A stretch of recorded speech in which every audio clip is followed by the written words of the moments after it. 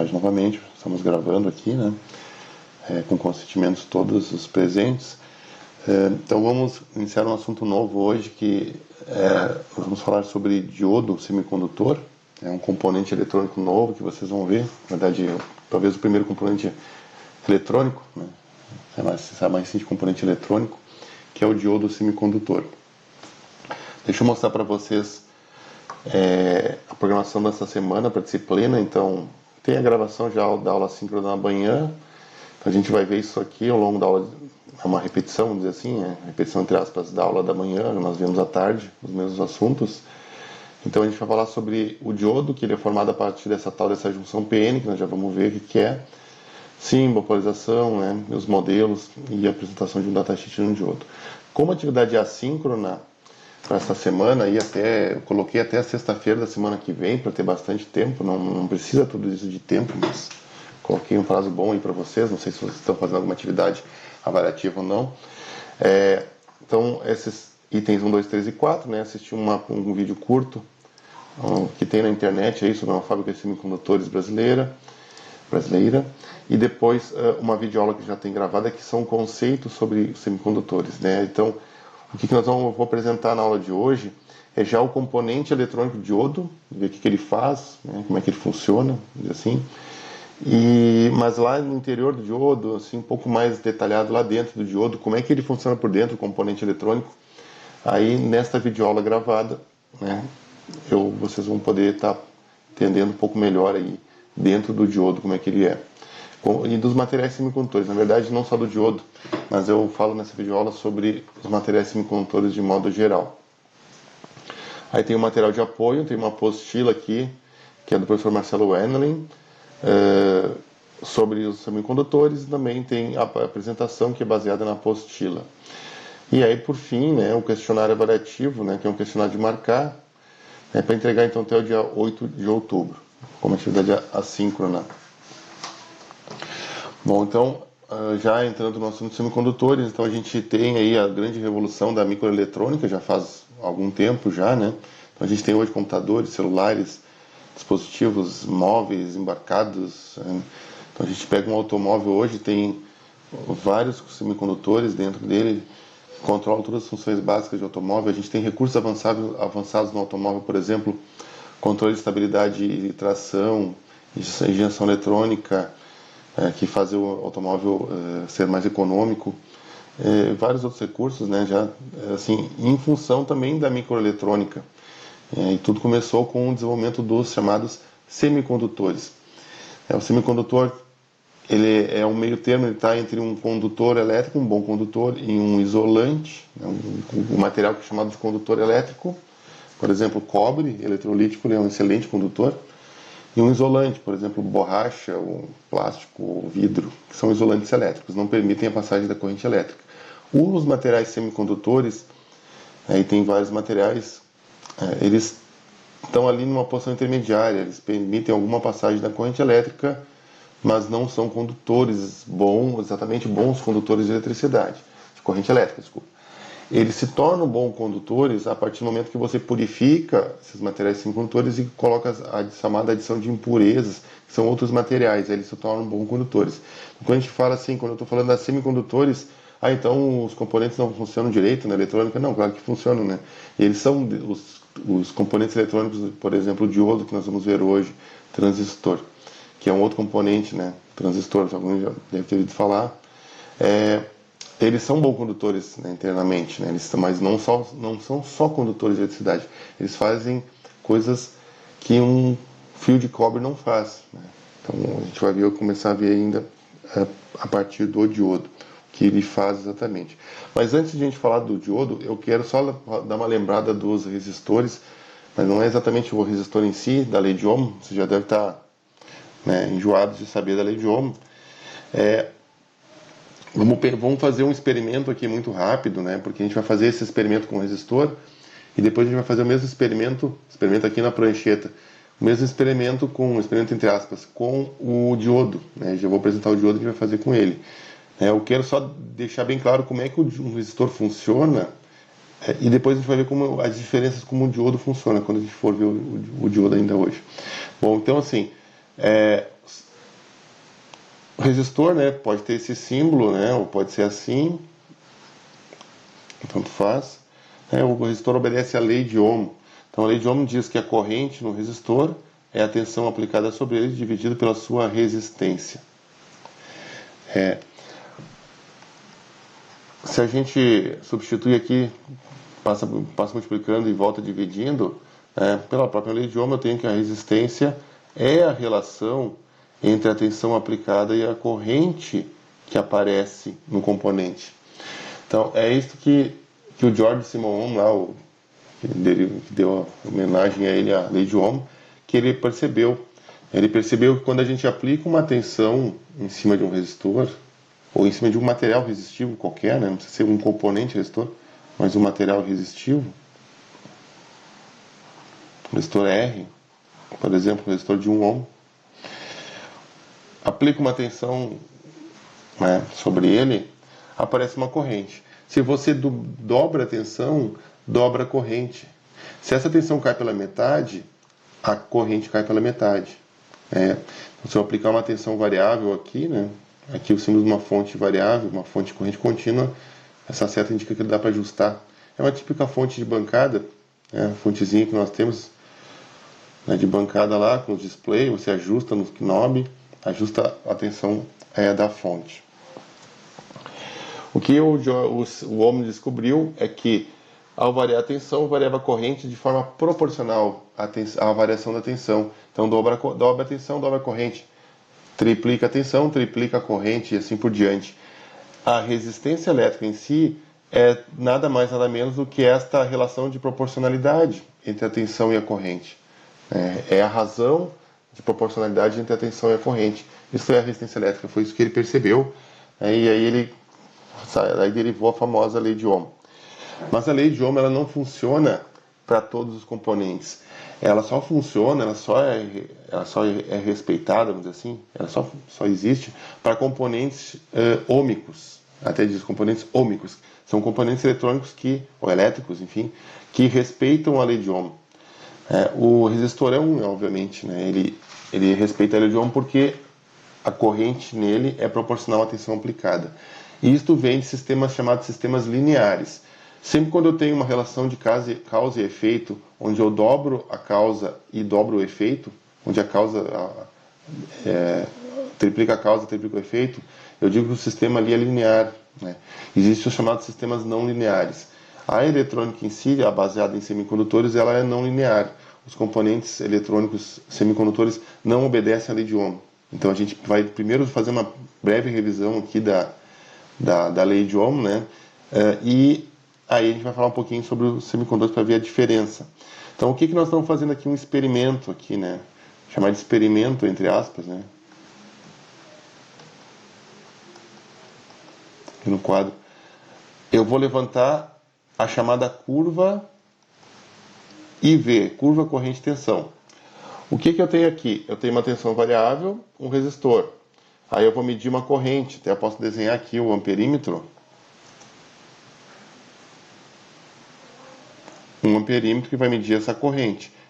Então, obviamente como é um resistor, se tiver não, como é um resistor, desde que a tensão não seja zero, vai aparecer uma corrente aqui. Com a tensão positiva, eu tenho uma corrente nesse sentido, que eu vou chamar de sentido positivo da corrente. Se eu inverter as polaridades da fonte, eu estaria, na verdade, aplicando uma tensão negativa sobre o resistor, e aí eu inverteria o sentido da corrente. Por exemplo, se eu pego isso aqui, né,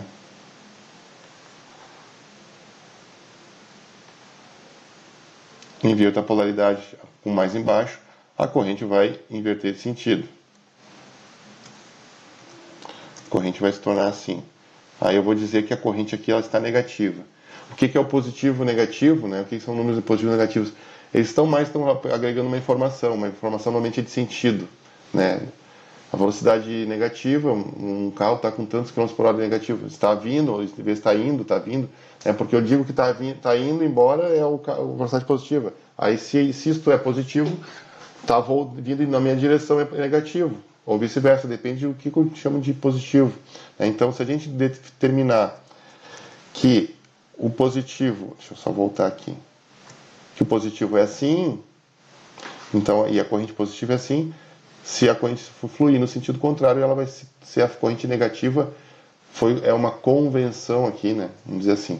E se a polaridade aqui é positiva sobre o resistor, se a gente inverter os terminais da fonte, vai ficar o mais embaixo, aí a polaridade vai passar a ser negativa. Qual é o experimento? Variar a tensão, fazer o gráfico corrente para cada tensão aplicada. É um experimento bem simples. Varia a tensão e vê que corrente que dá. E bota no gráfico. O gráfico vai ter essa cara, esse formato.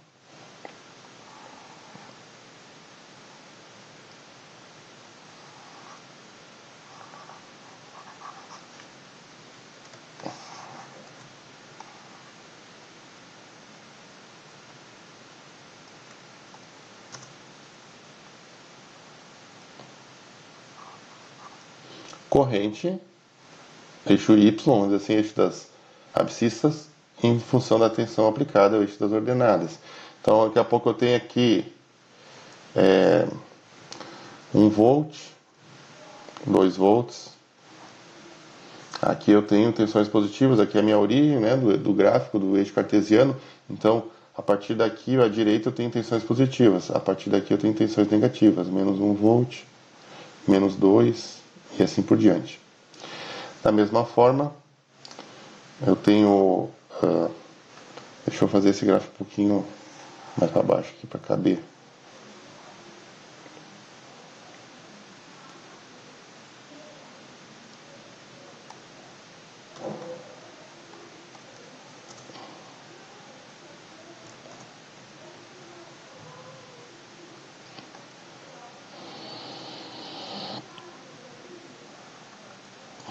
Então, aqui eu posso ter, por exemplo, 1 ampere. Então, eixo Y, eixo das correntes, para cima é positivo, 2 amperes, para baixo é negativo, menos 1 ampere ou menos 2 amperes. Então, se a gente colocar 0 volts, por exemplo, 0 volts, lei de Ohm, né, vai me dar 0 ampere. Então, eu vou marcar o ponto aqui bem na origem do sistema cartesiano. Se eu colocar 1 volt, 1 volt dividido por 1 ohm, eu estou começando aqui, ó, o resistor tem 1 ohm, ó. Cada volt dá 1 ampere, né? Um resistor de 1 ohm, é um número, uma conta de fazer de cabeça. Se eu aplicar 1 volt, eu marco o gráfico, eu vou ter 1 ampere. Então este é o ponto de 1 volt. Se eu aplicar 2 volts, eu vou ter os 2 amperes. E assim vai. Por exemplo, se eu aplicar meio volt, está mais ou menos por aqui, eu vou ter meio ampere. 1 volt e meio vai me dar 1 ampere e meio. Se eu unir os pontos, eu vou ter uma reta.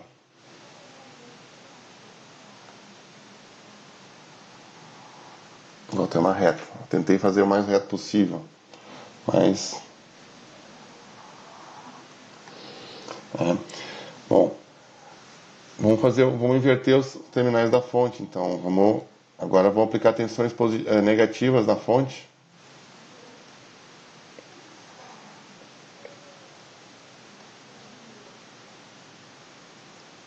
Vou botar o positivo embaixo. Então, o que vai acontecer com a corrente agora? Agora eu estou aplicando uma tensão positiva por convenção, uma tensão negativa por convenção em cima do resistor. Vou aplicar tensões aqui, ó, nessa região aí do eixo das tensões, tensão negativa. E a corrente vai inverter de sentido. Agora a corrente, em vez de sair aqui em cima nesse sentido horário, ela vai assumir o sentido anti-horário. E aí eu vou dizer que, como inverter o sentido, é que a corrente agora é negativa. Então, novamente, se aplico menos 1 volt, eu tenho menos 1 ampere pela lei de Ohm. Menos 2 volts me dá menos 2 amperes pela lei de Ohm. E aí eu tenho os pontos intermediários, assim, e aí vai. Uno os pontos e eu tenho uma reta. Na verdade, esse segmento é a mesma reta daqui. Eu tenho uma reta única aqui, tanto para tensões positivas quanto para tensões negativas. Então, esta curva que foi levantada é uma curva que a gente fez aqui no papel, aqui, né, como se fosse um experimento mental. Mas essa curva é só pegar e ir para uma bancada, pega uma fonte de tensão, nós temos lá a fonte, pega um protoboard, pega um resistor de 1 ohm, multímetro para medir a corrente de tensão, a própria tensão, a fonte mostra a tensão aplicada. E aí marca os pontos, bota uma tabela, dá pra botar no Excel, se quiser fazer o gráfico no Excel, né? Ou faz um papel, que nem está, ou no quadro branco que a gente está fazendo aqui. Então aí vai ter sempre uma linha reta. O resistor sempre vai dar uma linha reta nesta curva IV. Então o que é a curva IV? É uma curva que mostra a corrente do componente para cada tensão aplicada. Esta curva IV é uma caracterização de um componente qualquer de 2 terminais. Componente eletroeletrônico, vamos pensar assim. Então eu sempre posso fazer, o componente tem 2 terminais, resistor, enfim, dá para fazer esta caracterização, né, muitas vezes. Às vezes os componentes se comportam de uma forma meio diferente, né? Por exemplo, um capacitor indutor ele armazena energia. Então aí outras questões acontecem. Mas aqui nós temos, né, pode ter a questão da histerese, se for indutor também. Então aí a representação da curva é diferente, mas é um método padrão assim de você caracterizar componentes dos 2 terminais. Aqui nós caracterizamos o comportamento, ele vai mostrar o comportamento, na verdade, do resistor através de um gráfico. Né? Isto aqui, na verdade, está enxergando a lei de Ohm aqui, né, através de um gráfico. O que é mais gritante assim que está falando o gráfico é que é numa linha reta, ou seja, a corrente ela é proporcional à tensão, né? Ela é diretamente proporcional à tensão aplicada. Então, como um resistor de 1 ohm, cada volt me dá 1 ampere. Isso gera uma linha reta, aqui com 45 graus, bem no meio aqui do... eu tenho assim, ó, o gráfico tem o chamado primeiro quadrante. O primeiro quadrante é tensões positivas, correntes positivas. Aqui é o segundo quadrante, nesse sentido aqui, anti-horário, segundo quadrante. Aqui é o terceiro quadrante. E aqui é o quarto quadrante. Então o resistor ele atua no primeiro e no terceiro quadrante. O primeiro quadrante é tensões positivas, correntes positivas, e o terceiro quadrante, tensões negativas, me dá correntes negativas. Então, se eu variar esse resistor, se for, por exemplo, um resistor de maior resistência, maior que 1 ohm, 10 ohms, por exemplo, o que vai acontecer? Mais de 1 ohm, eu vou aplicar uma tensão e vai dar uma corrente menor. Então, isso aqui eu vou ter uma linha reta, vou botar de forma pontilhada aqui, que vai ser uma coisa assim, ó. Isso aqui é uma resistência maior do que 1 ohm.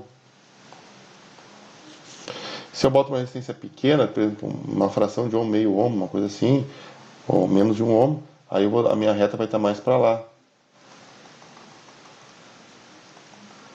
Mas vai continuar sendo uma linha reta da minha curva IV. Aqui é uma resistência que é menor do que 1 ohm. Então, mas sempre vai ser uma linha reta, ela só vai mudar a inclinação aqui no eixo. Para qualquer resistor, desde um resistor, uma resistência quase um curto-circuito, até uma resistência quase um isolante elétrico. Então, essa característica aí dos componentes lineares, como o exemplo típico é o resistor. Bom, alguma questão até aqui? Desculpa que isso aqui pode parecer... Mas eu não entendi tensão e corrente negativa. Isso é algo totalmente abstrato, né? Matemática, porque eu não consigo imaginar corrente.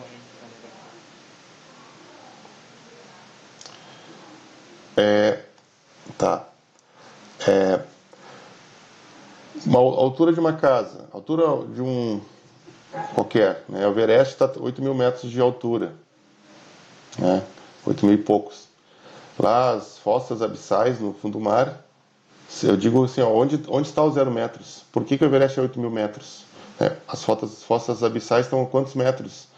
O nível do mar é 0 metros. Isso é uma convenção. O nível do mar é 0 metros. Então, né, será que Novo Hamburgo estará uns 30 metros acima do nível do mar, na média ali? Claro, sobe um morro ali no Novo Hamburgo, está mais alto, mais baixo. Aí o Everest está a 8.000 metros, ali é uma altura positiva. Qual é a altura? O que é a altura negativa?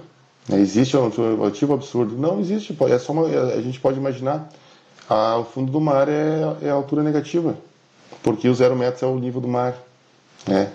Então, eu fiz o exemplo da velocidade, né? Uma velocidade de 100 km, 80 km por hora, né? Fica dentro da regra, né?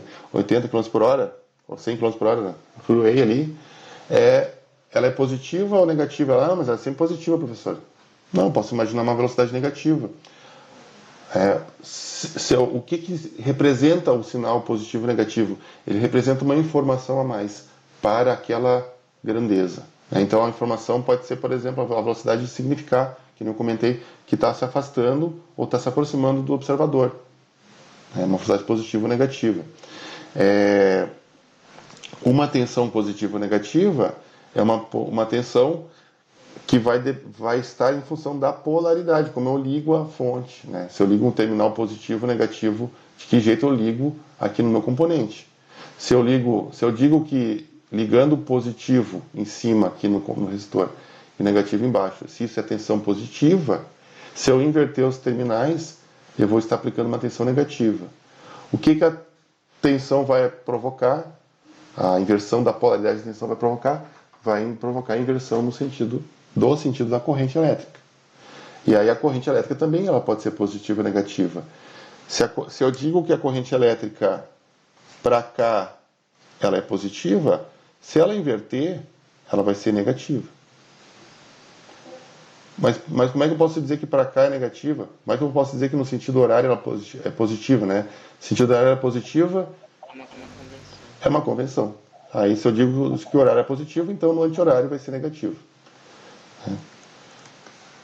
Da mesma forma, onde é que está o 0 volts aqui desse circuito? Você está aqui embaixo, ó. Só esqueceu de desenhar. Tá. Não precisou desenhar do 0 volts aqui. Mas ele não precisava estar aqui.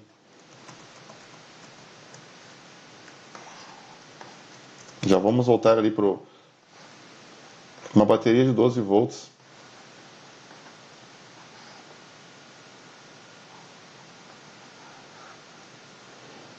Tá.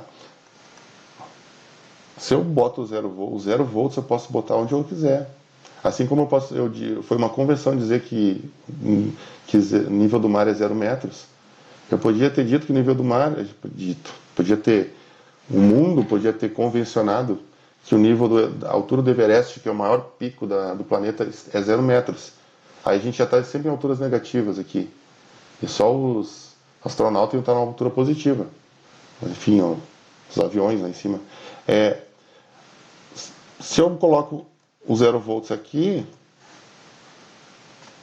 eu tenho um potencial de mais 12 volts do outro lado, porque essa fonte está levando potencial de 12 volts. Não tem nenhum problema eu convencionar que aqui é 0 volts. Eu posso botar o 0 aqui. Qual vai ser esse potencial do outro lado da fonte? Vai ser menos 12 volts. Porque essa fonte está levando potencial. Se eu faço uma convenção, se eu faço uma combinação prévia de que aqui é o 0, isso aqui seria equivalente a dizer que o pico do Monte Everest é os 0 metros. Então a gente vai estar sempre numa altura negativa, aqui um potencial negativo, porque eu digo que o potencial mais positivo do circuito é 0, e não teria um problema se eu quiser fazer isso. É para complicar, né? Bem, é para pegar o potencial mais positivo e dizer que ele é 0, então aqui é sempre potencial negativo. Isso não mudou o circuito continua sendo uma bateria de 12 volts ligada junto com ele, fornecendo corrente para um resistor. Isso não mudou o circuito é o mesmo. Apenas a forma que a gente está pensando o circuito, vamos dizer assim, ou imaginando o 0. O 0, né, tanto a altura de referência aí das alturas, quanto o potencial elétrico, é uma questão de convenção dizer onde é o 0.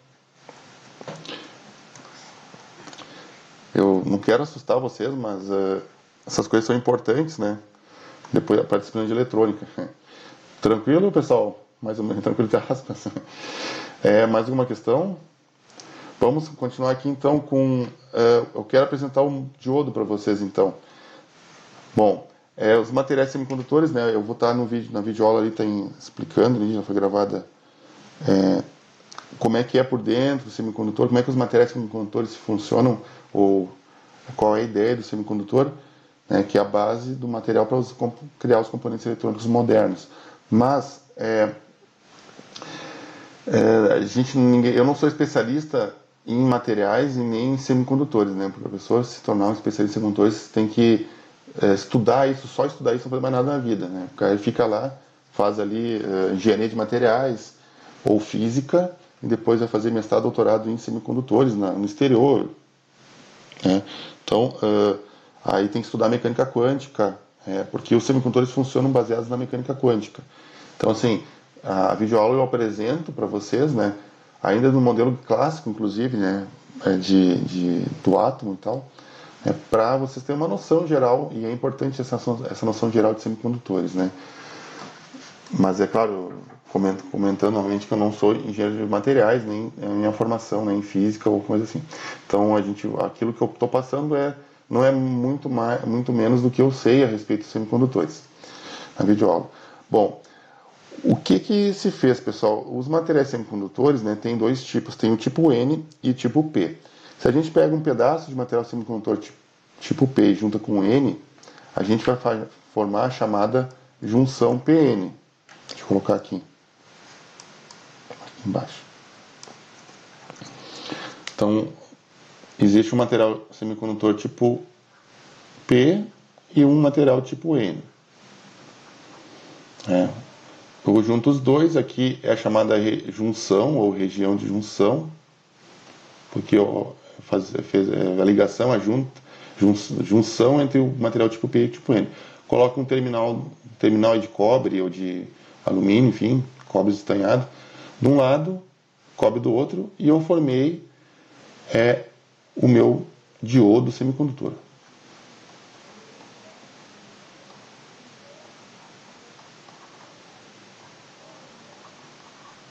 A gente pode pensar um resistor como um pedaço de carvão. Aqui dentro tem um carvãozinho, carbono, filme de carbono, uma coisa, resistor de filme. E aí bota um terminal de cada lado e isso aqui é um resistor, né? Então a gente vai fazer o diodo com dois pedaços desses materiais que vocês não viram, mas vocês vão dar uma olhada na videoaula, né? E junta eles, faz a junção. Aqui eu tenho meu diodo. O diodo tem uma característica, né? Ele só permite a passagem da corrente elétrica num sentido. Então, é importante a gente prestar atenção a respeito agora, nesse momento, por favor. Vocês já não estavam prestando atenção, né? O diodo só permite que a corrente elétrica passe num sentido, bloqueia a corrente no sentido contrário. Olha que interessante. O resistor não faz isso, porque ele é um componente linear. Se eu inverter a corrente, a corrente não tem problema. Se eu inverter a polaridade da fonte, inverte o sentido da corrente. Mas ela fica com a mesma intensidade, desde que a tensão não varie. Só inverter a polaridade, inverte o sentido da corrente, mantém a tensão no mesmo valor, porque ela é a função da tensão aplicada, né, e da resistência do componente no resistor. Aqui a gente está formando um diodo semicondutor que vai ter este símbolo, né? Para dizer que ele só permite passagem de corrente num sentido, o símbolo dele é assim, ó. É assim. Esse triângulo, vamos pensar como uma seta, indica o sentido permitido da corrente. Então, a corrente pode ir daqui para cá, ok. Mas, daqui para cá, a corrente não permite. Não vai daqui para cá. Esta linha aqui para dizer, como uma barreira, né? Uma barreira que não permite que a corrente vá daqui para lá. Mas daqui para cá pode. Então, o sentido da corrente é dado pela seta aqui, ou pelo triângulozinho, pela direção do triângulo. Então, como é que a gente poderia fazer passar uma corrente elétrica num diodo? A gente poderia fazer assim, pegar uma fonte e ligar o diodo dessa forma. Botar um perímetro para medir a corrente.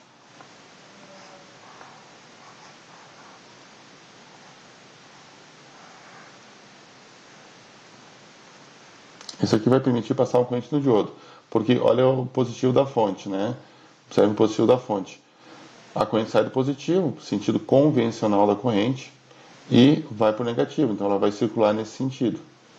Como o diodo permite a circulação nesse sentido, a corrente vai circular, né? Agora, se eu invertesse a polaridade da fonte, botasse mais embaixo, menos em cima, ou invertesse os terminais do diodo, que é a mesma coisa, né?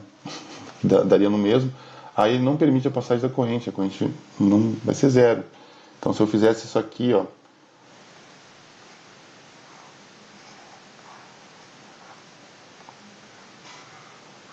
opa,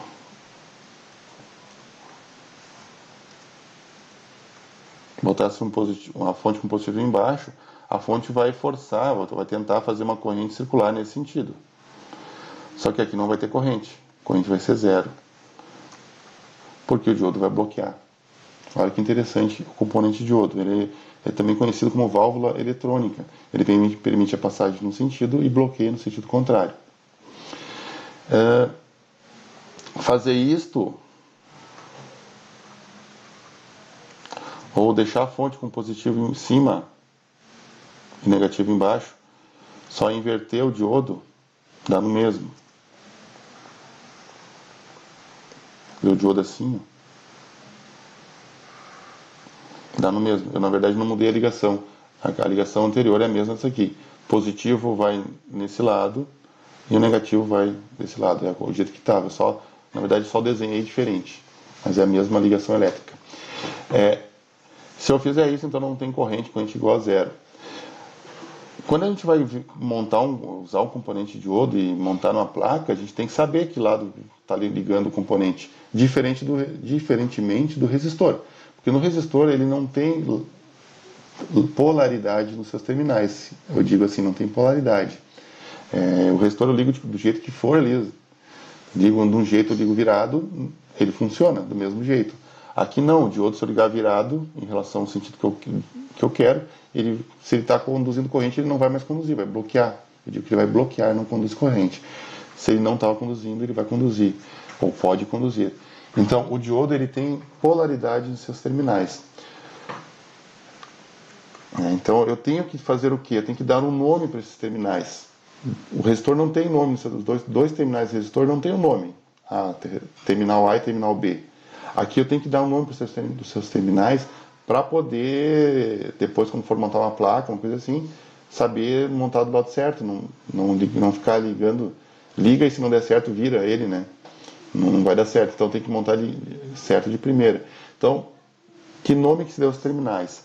Terminal de anodo, aqui desse lado é o anodo ou ânodo, anodo, símbolo A maiúsculo, e terminal de cátodo, ou cátodo, símbolo K. Então aqui é o anodo e aqui é o cátodo. Vamos ver como é que é um resistor. Eu tinha aberto aqui, eu fechei, aqui eu tinha fechado.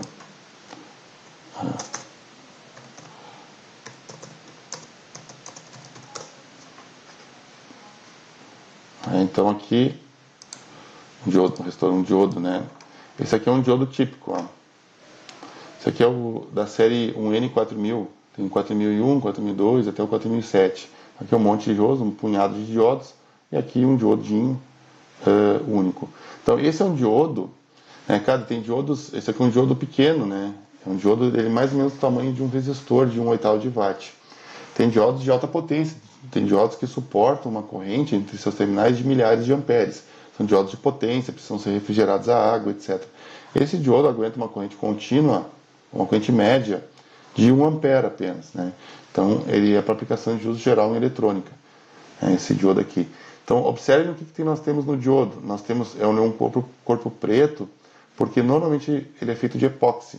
O silício, o material silício semicondutor, está lá dentro, né? Com a junção, com o material P e material N, está tudo ali dentro. O corpo por fora ele é epóxi. E aí tem os terminais, né? E aí eu tenho uma linha prateada aqui, ó. Esta linha indica, ó, a linha aqui, tá vendo aqui? Ela indica o terminal de cátodo, né?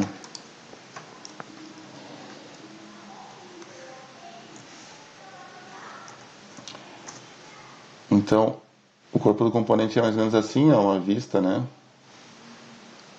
Um corpo cilíndrico.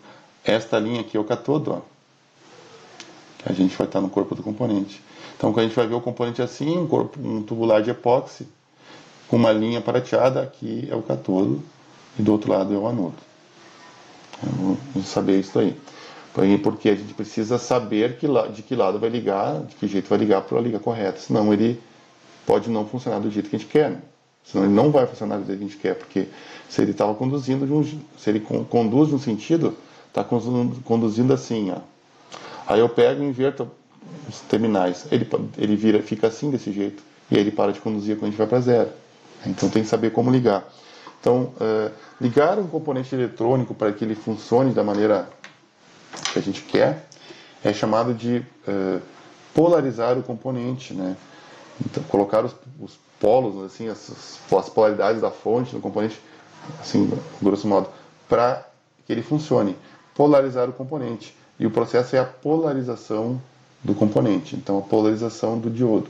Eu não preciso fazer polarização no resistor, mas eu preciso fazer polarização no diodo. Eu preciso ligar de uma maneira correta, senão ele não funciona.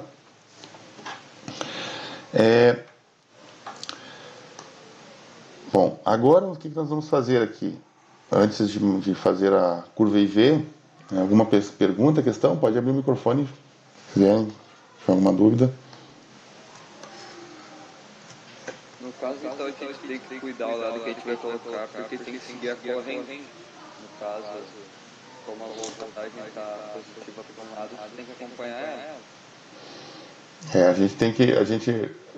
Vamos supor, o diodo vai estar em algum lugar, né? Em algum lugar no circuito aqui, na placa circuito impresso. Eu tenho que ligar o anodo, por exemplo, normalmente ele vai estar ligado no mais positivo, mas isso vai depender muito do circuito eletrônico, né? Então, um exemplo típico é o LED, né? O LED, ele é um diodo. Diodo emissor de luz, Light Emitting Diode. Diodo emissor de luz, por isso que ele se chama LED. Ele é um diodo. O símbolo do LED, a única diferença desse símbolo para o símbolo do LED é que o LED, o símbolo dele é assim, ó. É o mesmo símbolo do diodo, tem essas setinhas para dizer que ele está saindo luz de dentro dele. Esse é o símbolo do LED. Tem uma videoaula gravada, uma atividade assíncrona, que eu vou colocar na semana que vem, só falando sobre LED. Inclusive eu falo um pouco sobre iluminação LED também, para a gente ver um pouquinho a questão do LED. Mas tudo que a gente está vendo para o diodo vale para o LED. Né? Tem algumas diferenças, algumas pequenas diferenças entre o LED e o diodo, mas são diferenças assim, não são no funcionamento. Tudo isso aqui a gente vale para o LED também, que a gente está vendo. Então o LED, se a gente ligar invertido, né, como é que eu tenho que ligar um LED? Eu tenho que passar uma corrente sobre ele. Eu posso ligar um LED assim. Tenho que ligar o positivo no anodo e o negativo da fonte no catodo. Bota um resistor aqui para limitar essa corrente do LED. Precisa desse resistor. Se eu ligar esse LED invertido, não vai ter corrente sobre ele. O LED só brilha se tiver corrente. Inclusive, a intensidade luminosa é proporcional, mais ou menos proporcional à corrente elétrica do LED. Então, se eu ligar o LED invertido, ele não passa corrente, ele não vai acender, vai ficar apagado. Foi ligado errado, né, na placa. Então, é nesse sentido. Vai depender muito do circuito, Vitor. Depende do circuito. Cada circuito é diferente, né? Circuito eletroeletrônico. Mas é importante saber que tem que ligar do jeito certo. Não pode ligar invertido. Né? Nem o diodo e nem o LED. Bom, o que a gente vai fazer agora? Vamos fazer a curva IV. Então, vamos fazer a curva IV do LED. Vamos pegar uma fonte. Então, esse aqui é o mesmo, né? Essa fonte vai ser variável, então. Uma fonte IV. Vamos medir a corrente, vamos ver qual é a corrente que dá aqui. Se é que vai ter corrente nesse sentido, se positivo ou negativo, enfim. Então vamos desenhar a curva IV aqui do LED. Do LED não, do diodo.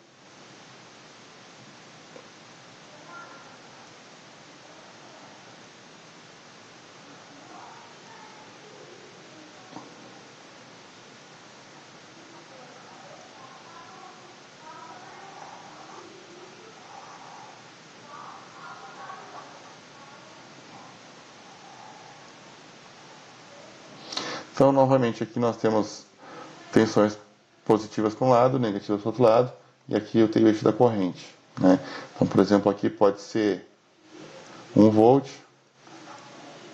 aqui vai ser 1000 volt. Aqui vai ter menos 1 volt, menos 2, menos 3, menos 1000 volts e assim por diante, indo para lá. Correntes, né? Aqui daqui a pouco eu tenho 1 ampere, aí segundo 2 amperes. Ou a corrente pode ser negativa, inverter o sentido, menos 1 ampere, menos 2 amperes e assim vai. Então a gente vai fazer o gráfico da corrente sobre um diodo para cada tensão aplicada. Então agora, na verdade, a gente não está fazendo, a gente poderia ir para uma bancada e fazer esse experimento, e a gente vê o que dá, né? Faz o experimento e vê o que acontece com o diodo, né? E aí depois faz um gráfico, e aí o gráfico vai mostrar o comportamento do diodo, né? Frente a variações de tensão. É isso que é importante. Então é para isso que serve a curva IV. Chamada também, ela é chamada de curva característica, ou curva IV, porque ela vai me dar muita informação sobre o componente. O que acontece? Se a gente aplicar 0 volts no diodo, e agora eu vou fazer afirmações para vocês, porque a gente não fez o experimento, né? Eu estou afirmando aqui como é que funciona o diodo. Se a gente aplicar 0 volts no diodo, 0 volts não tem corrente, eu vou ter 0 ampere. Então, eu vou marcar o ponto em cima do eixo da origem do eixo cartesiano aqui. 0 volts, 0 ampere. O que acontece com o diodo? Nós vamos aplicar primeiro tensões positivas. Então, primeiro positivo no anodo e o negativo da fonte que vai no cátodo. Esta forma de ligar, a gente já vai ver, era chamada de polarização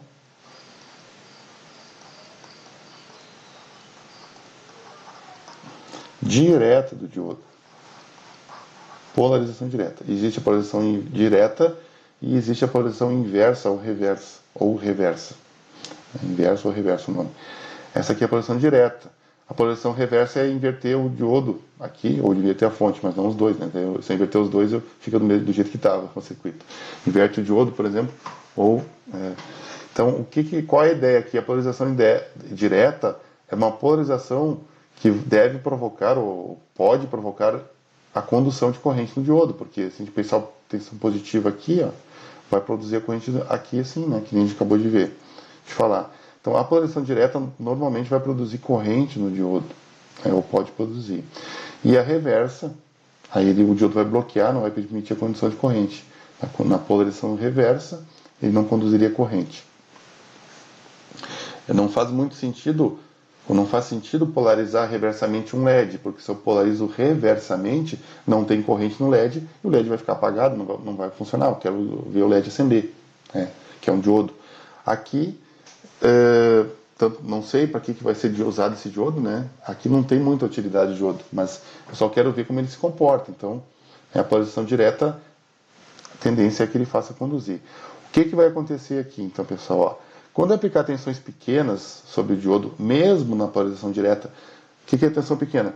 0,1 volt, tudo décimos de volt. 0,1 volt, 0,2, 0,3, 0,4, até aproximadamente 0,5 volt, de 0 até meio volt aproximadamente, não vai ter corrente no diodo, mesmo com a polarização direta. Então eu vou fazer, se eu fizer o gráfico, eu vou ter aqui uma coisa assim, eu não vou ter corrente. Vai ter uma linha, a linha aqui do gráfico vai estar em cima do eixo, porque aqui é do eixo onde são 0 ampere, a linha da curva característica, IV. A partir de meio volt, ele começa a conduzir. Então, se eu botar ali, em meio volt já deve ter uma corrente, a partir de meio volt já tem uma correntezinha aqui. Mas ele vai fazer isso, né? Ele vai fazer isso aqui, o diodo. O que é isso aqui? Se eu aplico uma tensão de meio volt, eu tenho até meio volt ali eu não tenho quase corrente. Meio volt eu tenho uma correntezinha. Mas eu aplico ela 0,1, 0,2, 0,3 volts, eu tenho uma corrente zero. Uma corrente que eu talvez não consiga nem medir. Uma corrente desprezível. 0,1 volt não vai ter corrente, vai ter zero. O multímetro vai indicar 0,00. Né?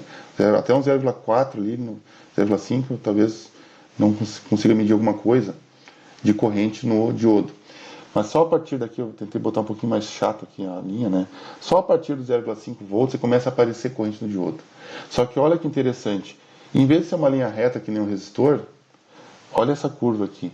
Com 0,6 eu tenho uma corrente já daqui a pouco, algumas dezenas ou centenas de miliamperes, com 0,6 volts. Com 0,7 daqui a pouco já tenho, sei lá, meio ampere. 0,5, 0,7 talvez esteja mais ou menos por aqui, ó. 0,7 volts.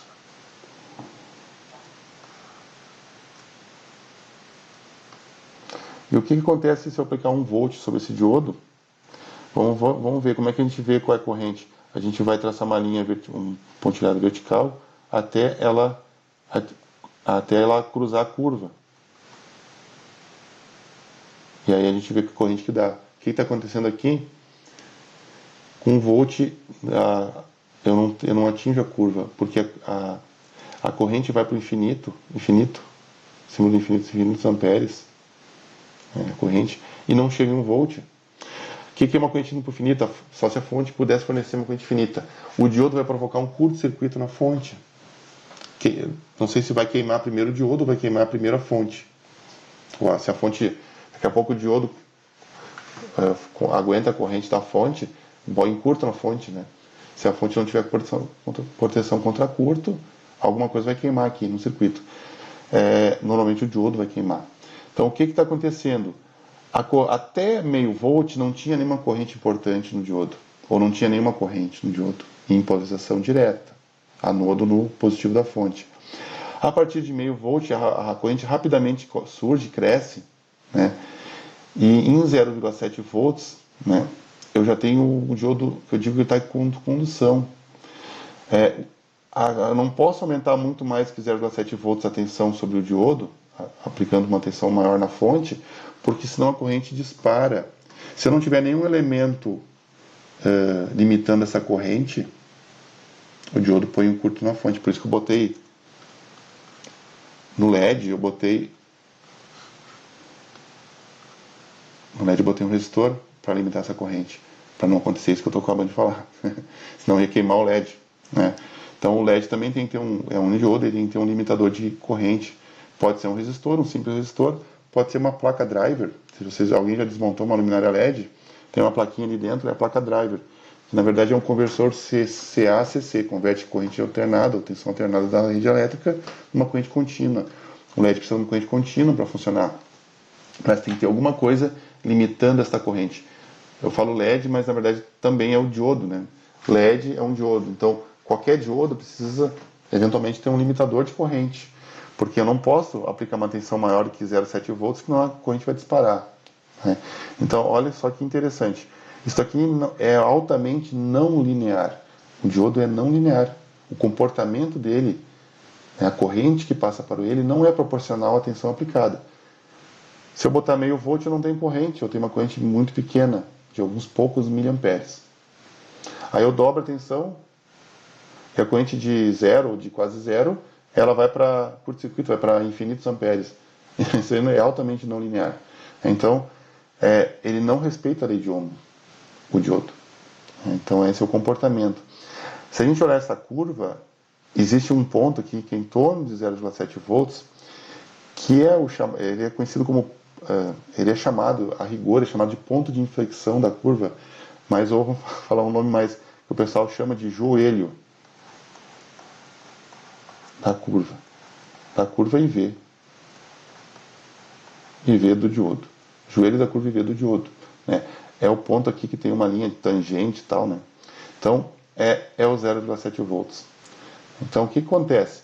Eu boto uma tensão sobre a fonte e ela até 0,5, 0,5 e pouco ele não conduz. A partir dali começa a conduzir. Com 0,7 volts ele é quando ele está conduzindo o diodo, né? Então, essa é a característica.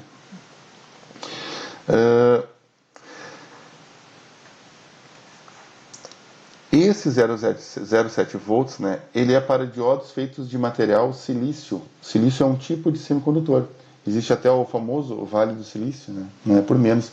Hoje em dia, celulares, computadores, televisões, assim, todos os componentes eletrônicos, vamos dizer assim, tirando a iluminação a LED, são feitos de silício. O LED não é feito de silício.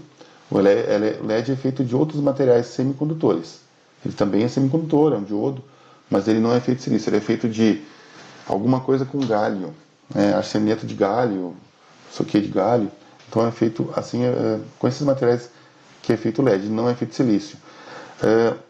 O que acontece aqui?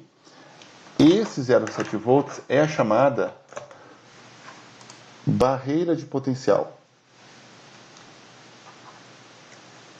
Isso aqui, né, é a barreira de potencial. Opa.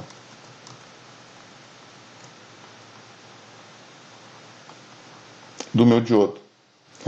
Ou da minha junção PN, eu chamo de... O diodo também é conhecido como junção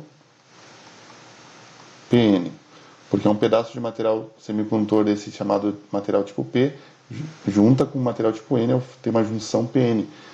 Isso também é conhecido, quando eu falo junção PN, pense no diodo, né? O diodo é uma junção PN.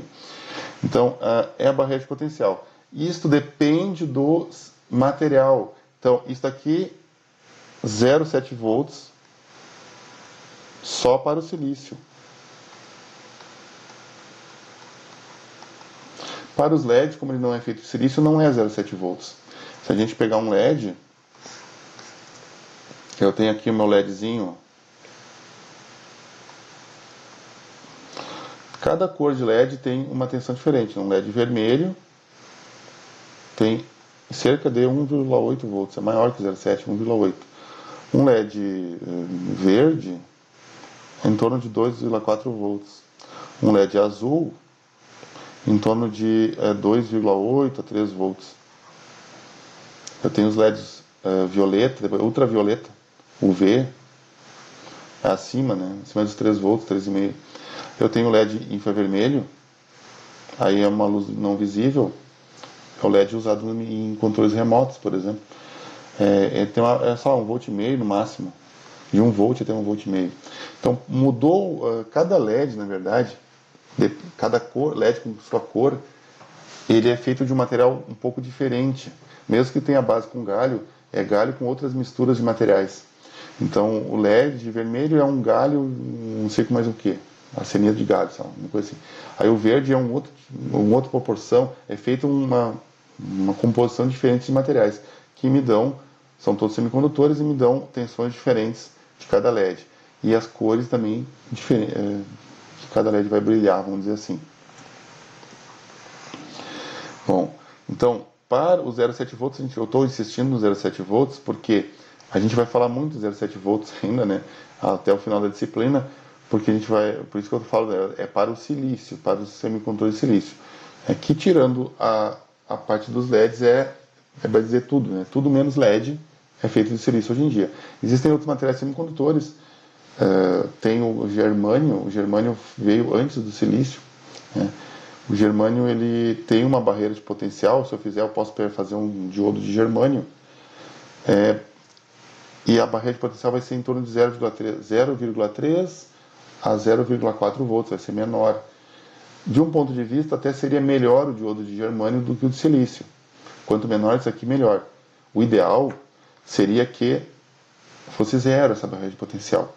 Porque se eu tenho zero, né, eu tenho o diodo se comportando como uma chave fechada quando ele está polarizado diretamente. Um contato fechado aqui. Qual é a tensão potencial de um contato fechado? É 0 volts, né? Passa a corrente. Mas um contato elétrico fechado tem uma resistência desprezível, quase zero. Lei de Ohms, 0 ohms vezes uma corrente vai me dar 0 volts. Então aí um contato fechado, se o diodo está conduzindo. Mas ele não é um contato fechado somente, porque ele tem essa tensão de 0,7 volts. Então, a gente, se pudesse escolher, né, um diodo ideal, ele não teria tensão de barreira de potencial, seria 0 volts. Ele conduz ou bloqueia. Conduz com 0 volts de queda ou bloqueia. Isso seria uma maravilha. Um diodo assim, infelizmente, ele não existe, né? Então, o diodo de germânio tem uma barreira de potencial menor, 0,3, 0,4. Então, por que não usa só de germânio? Esquece o silício, né? Aí eu tenho mais próximo do zero, é quase uma chave uma chave eletrônica, assim, uma válvula eletrônica ideal, é que o germânio ele é mais sensível com a temperatura, o silício é mais estável com a temperatura. Então, para utilizar desde um sol a pino aí, né, até um frio de rachar lá de Bagé, né, é importante então ter um material semicondutor mais estável com a temperatura. E o silício, por ser mais estável, ele acabou dominando o mercado. Então tem aplicações, dá para comprar acho, até hoje transistores e diodos, enfim, transistores, tem os diodos de germânio, diodo de germânio deve ter para comprar até hoje isso, né? Tem algumas aplicações específicas, mas via de regra 99,9% ou 99% é silício, não é germânio. Mais alguma questão até aqui, pessoal? Perguntas, dúvidas? Bom, Professor, tu disse que é 0,3, eles também é só a questão de temperatura ou também tem uma questão de preço? não, é em função do material utilizado, né? Mudei o material semicondutor para fazer o meu diodo, muda a tensão da barreira de potencial. Então, diodos feitos de silício, o silício é um material 0,7 volts. É 0,6 a 0,7, né? Vou dizer que é 0,7. Alguma coisa assim. Por quê? Porque onde está isso aqui? Está mais para lá, mais para cá um pouquinho, né? O diodo daqui a pouco eu posso considerar que 0,6 ele já está conduzindo. É a tensão que aparece no diodo, pega o multímetro, eu vou montar esse experimento, né? Aí vai passar uma corrente aqui, eu poderia botar um resistor, aí limita a corrente, não vai provocar o curto-circuito. Botar uma fonte de 12 volts, botar um resistor aqui, eu tenho uma corrente, aí o resistor limita a corrente, não deixa o diodo botar um curto-circuito na fonte, né? Por causa dessa característica da curva IV.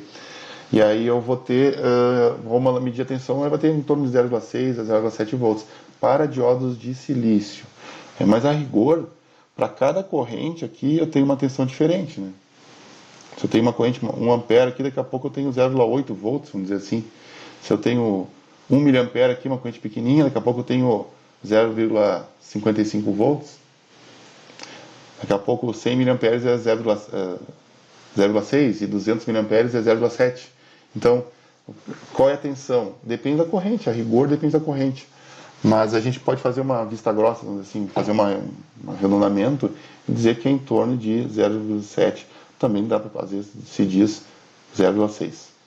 0,6 a 0,7 volts é a tensão de barreira de potencial do diodo feito de silício, diferente de outros materiais. A temperatura, se eu esquentar o diodo ou esfriar o diodo, né, acaba mudando um pouco essa tensão, né? Se eu esquento o diodo, a tensão acaba diminuindo. Então, daqui a pouco, para uma mesma corrente lá que passando no diodo, se tinha 0,7, daqui a pouco eu esquento, daqui a pouco vai para 0,65, né? Ou se eu esquenta, né? Calor. E para cá, se eu esfriar. Então, se eu esfriar o diodo, como é que eu vou esfriar o diodo? Tá na temperatura, tá geada lá, né? Não tá na geada. Vai trabalhar uma câmera frigorífica, a placa eletrônica, uma coisa assim. Então, se eu esfriar, a tensão da barreira de potencial aumenta. Né? Então, muda. Então, isso aqui, esse 0,7 volts, além de não ser uma coisa exata, assim, 0,7 exato, varia um pouco com a temperatura também. Um pouco, nem tão pouco, assim, varia com a temperatura. Então, tem tudo isso. Então, a gente faz uma média aí, se dizer aquela coisa, faz uma média, né? E diz que é 0,7 ou 0,6 volts a barreira de potencial para o silício. Mais uma questão, pessoal? Podemos continuar? Bom, aqui a gente fez a curva IV do primeiro quadrante, onde eu aplico tensões positivas e me dá correntes positivas. E aí é uma convenção. Estou fazendo a convenção que na polarização direta, a polarização que eu ligo para que conduza a corrente no diodo, né? Para ter a corrente nesse sentido. Que na polarização direta as tensões são positivas aplicadas no diodo e a corrente é positiva. Agora a gente vai fazer a polarização inversa.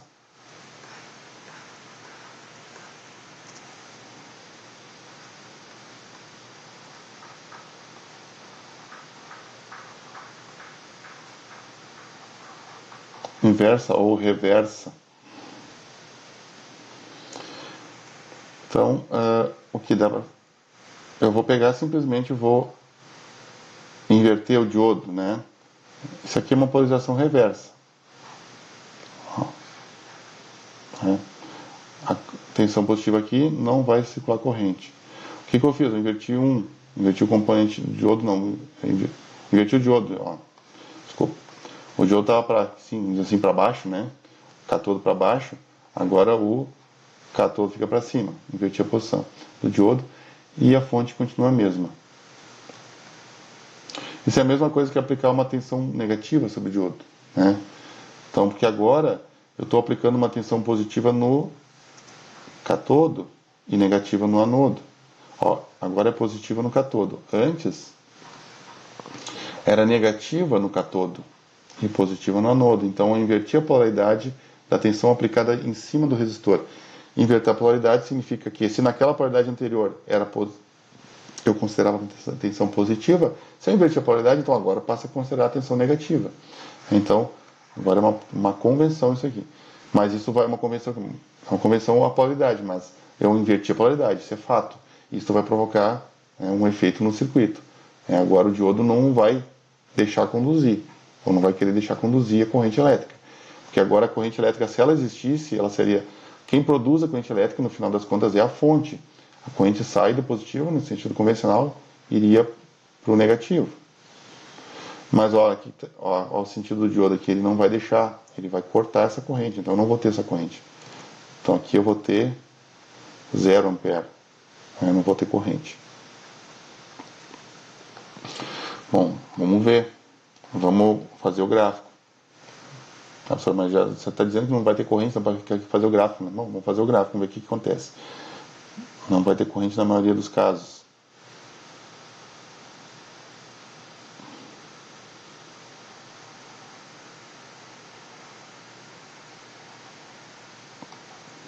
Corrente e tensão.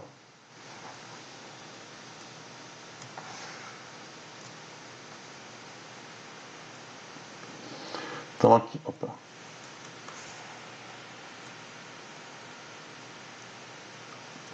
Então aqui eu vou ter menos 10 volts, aqui menos 20 volts, já vou botar uma tensão maior, menos 30, assim menos. E assim vai. O que acontece? Então eu estou agora com tensões negativas, porque eu inverti a polaridade da fonte, né? Eu inverti o diodo, mas é a mesma coisa que inverter a polaridade. Então estou aplicando uma tensão negativa sobre o diodo. Estou fazendo a polarização inversa do diodo. Então o diodo se comporta, nesse caso, como uma chave aberta. Pensar assim. Ele não conduz a corrente elétrica. Então, se eu vou colocar o gráfico, 0 volts dá 0 ampere, menos 10 volts, menos 10, 0 ampere. Menos 20 volts, 0 ampere. Menos 30 volts, 0 ampere. Então, se eu vou desenhar o gráfico, a linha da curva IV, ela vai estar sobre aqui o eixo das tensões. Porque aqui eu tenho 0 ampere.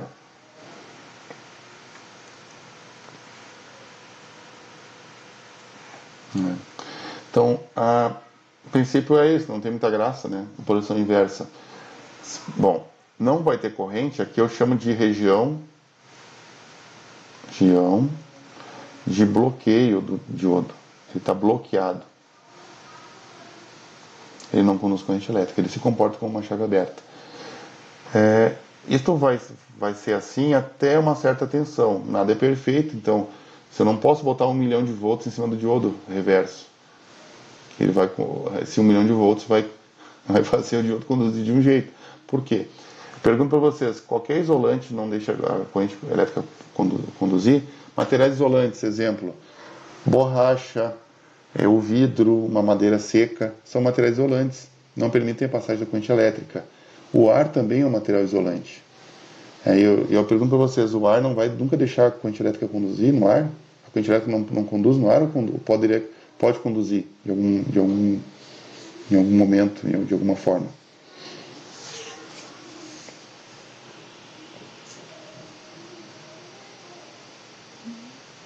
O que vocês acham? No ar o ar é um isolante, ele é um material isolante, né? O ar seco, né? Ele é isolante.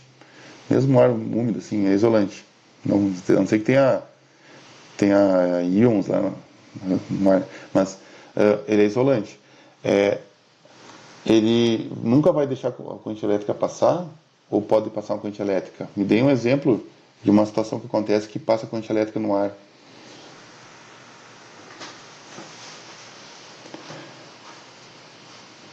Vocês estão envergonhados hoje, né? O raio, pessoal, o raio é uma condução de corrente elétrica no ar, né? O que acontece quando tem uma nuvem carregada, assim, uma nuvem carregada de cargas elétricas, né? Carregada de água também pode ser. Carregada de cargas elétricas. Existe uma grande diferença de potencial entre o potencial do solo e o potencial que está nas nuvens. O potencial elétrico entre o solo e as nuvens é de milhões de volts. Porque houve atrito entre as moléculas, não sei o que, tem toda a explicação para a formação desta carga elétrica. Em algum momento esse potencial se torna maior do que o potencial que o material ar aguenta, e aí ele conduz, ele deixa de ser isolante. Qualquer isolante elétrico, qualquer material isolante, então qual é a característica do material isolante? Ele não deixa passar corrente elétrica, mas ele não deixa até uma certa tensão. Existe um conceito chamado de rigidez dielétrica dos isolantes. Eu estou falando da rigidez dielétrica dos isolantes, não confundam, por favor. O semicondutor ele não é um isolante, ele é um semicondutor. Então não tem um conceito de rigidez dielétrica. Mas eu estou fazendo para você fazer um paralelo, uma analogia que a gente já vai para poder entender melhor. Então, o isolante tem uma rigidez elétrica. No ar, é aproximadamente 1000 volts por milímetro. Então, se eu pegar dois condutores separados de 1 milímetro e aplicar uma tensão separados pelo ar por 1 milímetro, dois condutores, dois pedaços de fio, não deveria passar corrente elétrica. Não vai passar corrente elétrica até cerca de 1000 volts. Se eu aplicar mais de 1000 volts entre esses dois condutores, vai formar um arco elétrico e o ar vai conduzir. Então o ar vai deixar de ser isolante. O que eu quero dizer para vocês é que mesmo os materiais isolantes, bons isolantes, eles não são isolantes para sempre. Eles são isolantes até um certo nível de tensão, né, da sua rigidez dielétrica, caracterizado pela sua rigidez dielétrica.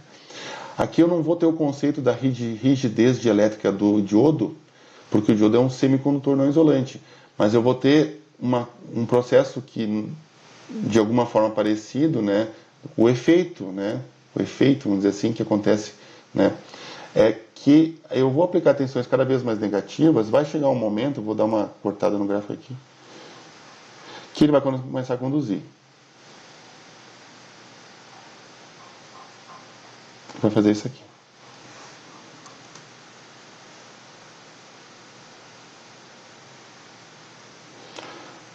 Por exemplo, um diodo que aguenta até 100 volts. Aí eu não vou falar de milhares de volts. Eu tenho diodos aí que aguentam até 100 volts em polarização reversa, até 50 apenas.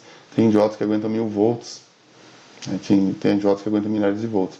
Então o diodo, modelo N4007, que é aquele diodo que a gente viu, tá. Pode ser. O 4007 tem o 4001, 4002. O 4001 é 50 volts, o 4002 é 100 volts. O modelo 4007 aguenta 1000 volts. Né? Então, mas professor, para que... Tá, mas por que se preocupar com isso? Assim, 1000 volts é muita tensão. Bom, depende, né? Por que eu não ponho um outro diodo qualquer? Nem dou bola para isso. Bom, se tem um diodo que aguenta só 50 volts, como o exemplo do N4001, aguenta 50 volts com polarização reversa. Se eu vou tentar ligar ele em 220, ele pode queimar. Ele não vai funcionar, porque ele vai passar. Por que ele vai queimar?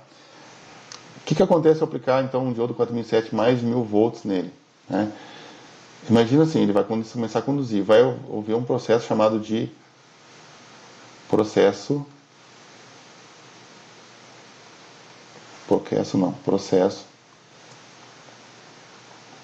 de avalanche.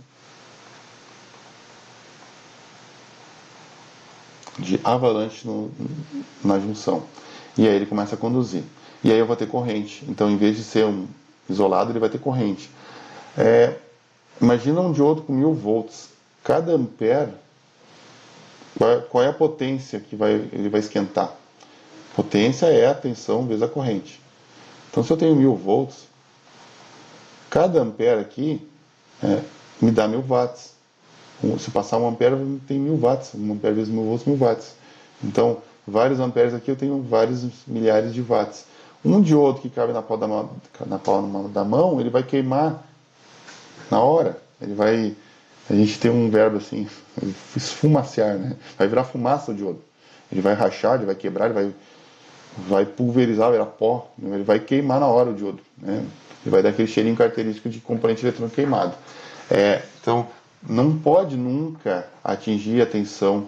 Essa tensão máxima que um diodo aguenta em polarização inversa, né?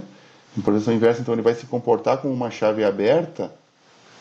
Aqui na região de bloqueio, ele se comporta como se fosse um contato aberto, né? E até essa região, essa tensão. Essa tensão é conhecida como, na folha de dados, ali, na especificação do componente, tensão VRRM, tensão reversa máxima. Tensão reversa, polarização inversa ou polarização reversa. Conhecida também. Polarização reversa. É a tensão reversa máxima. Ou a gente também se diz que é a tensão de ruptura do diodo. Porque ali, dando a ideia que vai queimar mesmo o diodo, né? Então o diodo vai queimar, porque normalmente ele não vai aguentar essa potência tão elevada. Porque ele não foi feito, esse diodo, especificamente este diodo, não foi feito para trabalhar nesta região. Existe um diodo que foi feito para trabalhar nessa região. Se eu conseguir controlar essa corrente, limitar essa corrente, por exemplo, no meio de um resistor em série, de forma que ele não passe da potência máxima que o componente aguenta, eu consigo trabalhar nessa região. O diodo que trabalha nessa região é o diodo Zener. A gente vai ver na sequência aí, vamos ver o diodo Zener. Tem uma utilidade esse diodo Zener. Então esse aqui é o diodo comum, também conhecido como diodo retificador. Por que retificador? Tem um circuito que é muito utilizado. Esse circuito existe nos carregadores celular de notebook, que é chamado de circuito retificador. O carregador não é só um retificador, o carregador é o carregador. É o que ele vai fazer, carregar a bateria. Mas ali dentro tem um circuito eletrônico chamado retificador. É tão usado esses diodos em retificadores que se chama diodo retificador, né? Por conta disso. Bom, então é esta característica, né, da polarização inversa. A gente não tem uma corrente significativa até atingir a tensão máxima do diodo. Aí, a partir daí, ele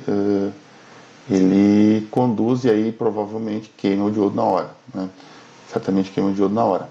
O que eu ia comentar com vocês, nada é perfeito, né? Também nessa região reversa, aqui não é exatamente 0 ampere, né? Uma chave aberta não tem como um elétron pular de um lado para o outro para formar corrente elétrica, né? Então não vai ter 0 ampere absoluto aqui, né? Existe uma pequena corrente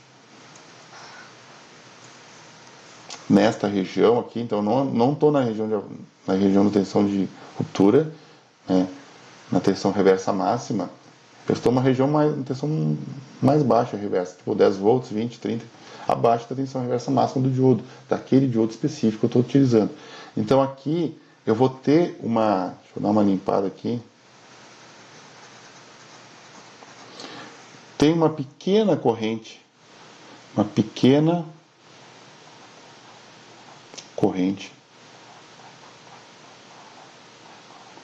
é chamada de corrente de fuga. Então, nessa situação, por exemplo, eu pego uma fonte de tensão de 12 volts, aplico em cima de um diodo que aguenta 1000 volts, aguenta 100 volts, então ele não vai conduzir. Mas se eu botar um multímetro aqui, pessoal, um multímetro, por exemplo, do laboratório de eletrônica que nós temos, a gente não consegue medir essa corrente de fuga. Ele vai medir 0,00 o multímetro. Mesmo botar uma escala bem baixinha de corrente, 200 mA, ele vai medir 0,00. É muito difícil medir a corrente de fuga porque ela é muito pequena. Mas ela existe, a gente só tem que saber que ela existe, né? Vamos dizer assim. Ela é da ordem de bilionésimos de ampere, 10 a menos 9 ampere, ou na pior das hipóteses, milionésimos de ampere. Talvez eu consiga medir essa corrente de fuga dependendo de um diodo de maior potência, enfim, nunca tentei medir a corrente de fuga, né, com um multímetro comum, assim, acredito que não dê para medir, não vai medir, vai medir 0,00 ampere. Mas ela existe, então nada é perfeito, né? Mesmo um isolante, né? Material isolante, ele dizer que não passa nenhuma corrente, né? Eventualmente, assim, brincando, né? Um elétron pula ali por hora, por ali, forma uma corrente femtoamperes, né? 10 na menos 15 amperes, né? Elevado a menos que uma corrente absurdamente pequena, eu não consigo medir essa corrente. Então, em 99% ou 99,9% das aplicações de eletrônica, eu não preciso levar em consideração essa corrente de fuga. Eu considero que na região de polarização inversa, na região de bloqueio do diodo, né, ele é uma chave aberta, ele se comporta como uma chave aberta praticamente ideal. Ele não tem nenhuma corrente, mas ele tem uma pequena corrente sim, a gente tem que saber que ela existe. E ela varia com a temperatura. Se aumentar a temperatura, essa corrente pode aumentar. Mas ela aumenta nada, continua nada, vamos dizer assim, né? Praticamente, né? A não ser que aumente muita temperatura, bom, daqui a pouco alguma coisa pode acontecer, né? Então esta é a característica aí do terceiro quadrante, né, da minha curva de V do diodo semicondutor.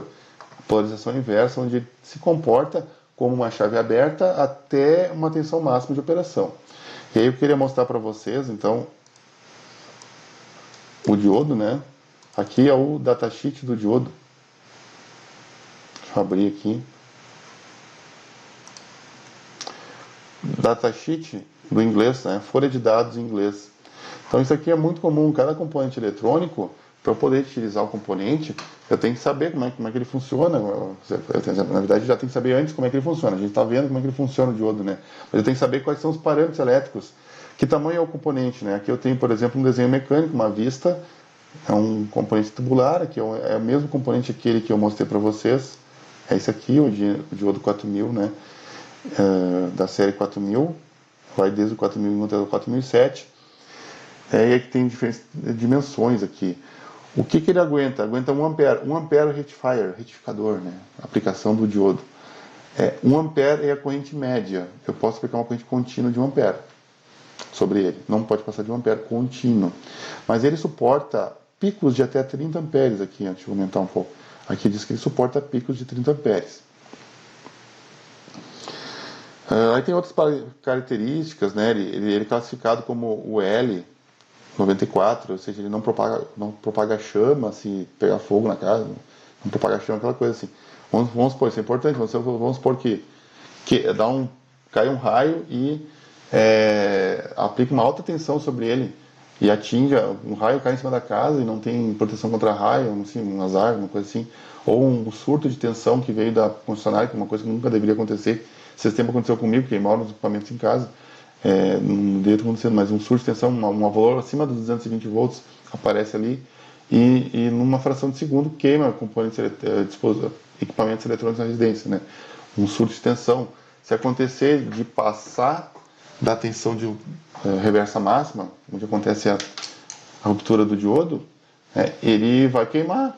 E daqui a pouco, se ele não tiver feito de materiais que não propagam a chama, ele pode pegar fogo e começar a queimar como se fosse um fósforo. E daqui a pouco, isso não pode acontecer. Eu vou botar fogo na casa, né? No limite, assim. Então, os materiais não devem propagar chama. Antigamente não se tinha muito esse conceito. Prédios mais antigos, não tem tanto garantia de que o material lá não propaga chama, né? Então tem que ter muito cuidado quanto a isso. Se a gente olhar o datasheet, eu estou passando esse datasheet, pessoal, porque é importante, né? A gente mexe com eletrônica, a gente acaba sendo um leitor de datasheets, né? O que vocês estão observando? Tudo em inglês, né? Não se traduz datasheet, é tudo em inglês. Então eu me lembro que meu inglês não é dos piores, vamos dizer assim. Meu inglês hoje, fiz curso em inglês e tal, mas bem lá no início, quando eu comecei a era técnica eletrônica, meu inglês era bem fraquinho e aí eu aprendi muito lendo datasheet, né? Aprendi muito, assim, tem um inglês, meio que um inglês internacional aqui nos textos, né? Então a gente aprende inglês basicão aqui lendo datasheet, né? Não é a melhor maneira de aprender inglês, sem dúvida nenhuma. Mas é muito parâmetro e termos em inglês. Então, exemplos aqui, são tabelas de dados ou curvas, tá vendo aqui, ó. O modelo N 4001 aguenta 50 volts, 4002 100 volts, até 4007 aguenta 1000 volts, aguenta 1 ampere de corrente contínua, eles aguentam 30 amperes de pico de corrente, então pode passar, embora de forma contínua é até 1 ampere, ou corrente direta, forward voltage ou corrente tensão direta, né? Forward corrente, né? Corrente de polarização direta. Né? Para 1 ampere eu tenho ali até 1 volt, pode acontecer. Aqui mas a gente pode pensar que isso aqui é um limite máximo, ó. Absoluto máximo dos ratings. Cada datasheet, pessoal, na primeira página, normalmente, tem ali os features deles, né, para vender o componente, para o pessoal comprar e usar.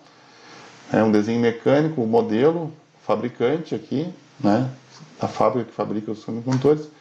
E eu tenho a primeira página ainda, os valores máximos absolutos, absoluto máximos rating ou máximos rating. O que significa isso?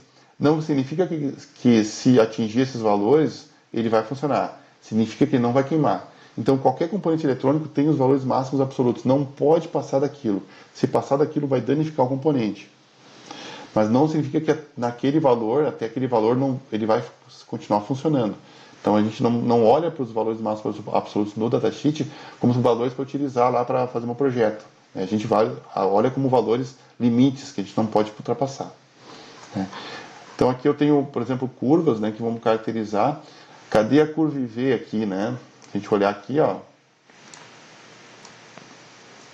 Aqui tem eu quero comprar o componente certinho, o nome. A curva IV está aqui, ó. Por que ela não está nesse formato, né? No formato que a gente viu. Cadê qual formato? Por que não está nesse formato, caracterização, corrente, tensão positiva, corrente positiva, com um joelho da curva aqui? Ele está num formato, parece que está invertido isso aqui, né? Parece que foi desenhado invertido. Porque assim, a gente olha aqui a tensão embaixo, ó, na curva, é uma escala linear de tensão. Cada quadradinho é 0,1 volt, 0,6, depois tem 0,7, 0,8, 0,9, 1. Né? E aqui na corrente eu não tenho uma escala linear. A escala não é linear aqui. Aqui, ó, esse segmento aqui vai de 0,01 ampere é 10 miliamperes até 100 miliamperes, que é um décimo de ampere. De 10 miliamperes até 100 miliamperes. Eu estou sub 1 ampere, estou abaixo de 1 ampere. Aqui, nesse outro, ao mesmo espaço, eu tenho de 0,1 ampere até 1 ampere. Né? Então, e nesse outro espaço eu tenho de 1 a 10 amperes. Eu estou em escalas diferentes aqui, vamos pensar assim, escalas entre aspas. Isso aqui é um gráfico logarítmico. A gente vai ver mais para frente como é que é certinho esse gráfico logaritmo, né? Porque se a gente olhar aqui, ó, gráfico logaritmo, escala logarítmica, aqui é linear, escala logarítmica nos dois eixos, ó, eixo de tensão e aqui é capacitância, outra coisa. Né? Os dois eixos, escala logarítmica. Escala linear aqui, escala logarítmica aqui, ó. Então, se utiliza muito escala logarítmica em eletrônica. Por quê? Parece que é para complicar? Não. Por quê? Porque, assim, numa escala linear, eu vou adiantando um pouquinho o assunto da escala, né? Uma escala linear, é isso aqui, ó, de 0,6 até 1,6, eu aumentei 1 volt. Aqui, ó, na escala logarítmica, eu vou de 10 milésimos de ampere até 10 amperes. Ah, professor, mas eu posso botar de 0 até 10 amperes aqui, isso é linear? Pode. Mas o que acontece? Aqui eu estou vendo coisas que acontecem da ordem de dezenas de miliamperes. Aqui eu estou vendo coisas que acontecem na ordem de décimos de ampere. E aqui eu estou vendo coisas que acontecem na ordem de amperes. Então aqui eu estou como se fosse uma escala do multímetro, né? Escalas diferentes. Então, quando eu quero ver muitas variações, o comportamento do componente, a característica de uma elétrica, uma certa característica elétrica do componente, dentro de uma ampla faixa de variação, é muito comum utilizar a escala logarítmica, que é o que estou fazendo aqui.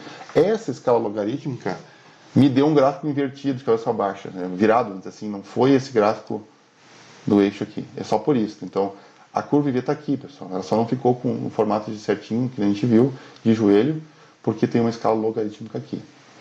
Então, agora eu pergunto para vocês, por que começa em 0,6 volts aqui? Por que não tem 0,1, 0,2, 0,3 volts aqui no gráfico? Aqui é linear a escala. Por que não aparece abaixo de 0,6, 0,5 para baixo? Porque daí no caso, quando tu mostrou ali, ele meio que não deu técnico, não sei a palavra, mas ele não funciona, sabe? A corrente é desprezível, né? A corrente é zero, é quase zero. Então aqui, exatamente, perfeito, é isso mesmo. Aqui, ó, aqui a corrente era desprezível. Em modo mesmo em polarização direta, se eu escrever a polarização direta, que é a polarização para fazer o diodo conduzir, se a tensão estiver abaixo de meio volt, igual abaixo de meio volt, ela é muito pequena, desprezível. Então o fabricante nem levou em consideração aqui, ó. É alguma abaixo de, ó, aqui é 0,6, então com 0,7 aqui em princípio teria 10 mA passando no diodo. 10 mA é uma corrente, pode parecer, mas 10 mA não é nada. Para a eletrônica, o nada, a eletrônica não é, existe a eletrônica de potência, né?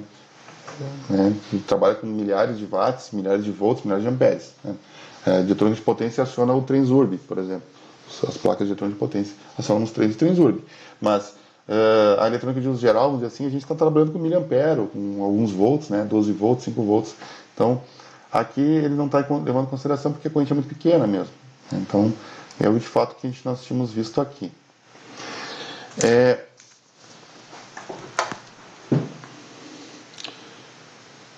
Bom, então acho que era isso por hoje, pessoal. Né? Então, não esqueçam de mais alguma pergunta, podem abrir o microfone aí sem problema. Uma questão?